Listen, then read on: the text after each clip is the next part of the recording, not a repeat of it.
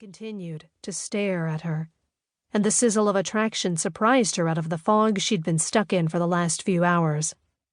The bartender did something under the counter, his wide shoulders curling as he looked down, where she couldn't see.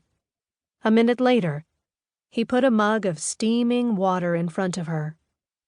"Oh," she said, staring at it. She wasn't in the habit of frequenting bars, or even drinking for that matter, but she sure as heck needed more than hot water tonight.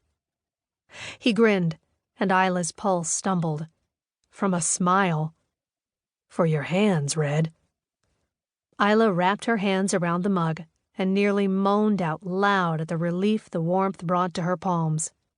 Before she could thank him, a curvy blonde leaned over the bar, pressing her breasts together. Entirely unnecessary, seeing as her shirt doesn't cover much. Isla squelched the negative thought. It was no one else's fault she was in such a hideous mood, and who was she to judge someone she didn't even know?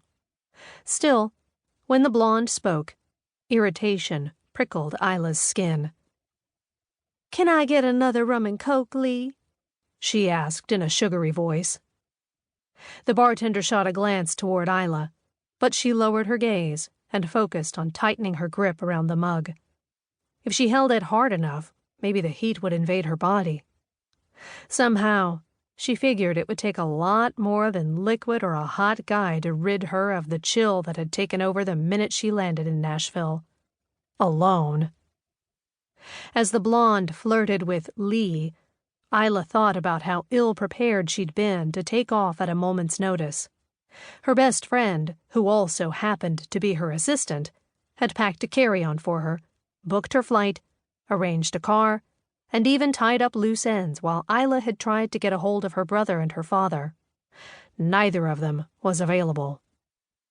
In hindsight, she realized she'd completely taken advantage of Addie's innate kindness and need to care for people. I'll bring her home something special. Nashville was on her friend's list of must-visit places. "Come dance with me?" The blonde's sultry, seductive voice bit into Isla's musings. Saying it over the music lessened the power of her advances. "In your opinion, for all you know, Lee here thinks her advances are plenty powerful enough." Sometimes she hated her own brain. It was a non-stop freight train of random emotions and thoughts.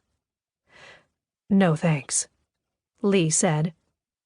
Through lowered lashes, Isla saw the woman actually pouted. The bartender had poured the drink and crossed his arms over his chest, accentuating the sharp groove of muscle along his biceps. Were those triceps? Doesn't matter.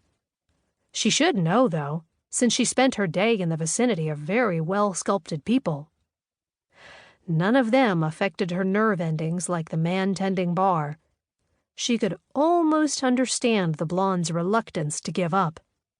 A curved line of ink peeked beneath the cuff of Lee's t-shirt. Yeah, another time, she might pout too. "Pretty please?" Blondie asked. "I'm working," he replied. "Not like you need to be behind the bar," she pushed. Isla tried not to roll her eyes and caught the woman's glare when the bartender glanced back at her again.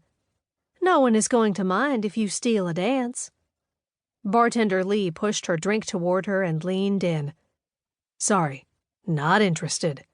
This one is on the house, but it's the last one of the night."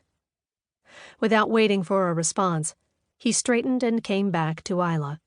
He looked down at her hands and then covered them with his around the mug. Isla's eyes widened, and her tongue felt thick in her mouth. The warm water had done wonders, but his touch shot fireworks over her skin, and she forgot that she was not only cold but damp from the rain.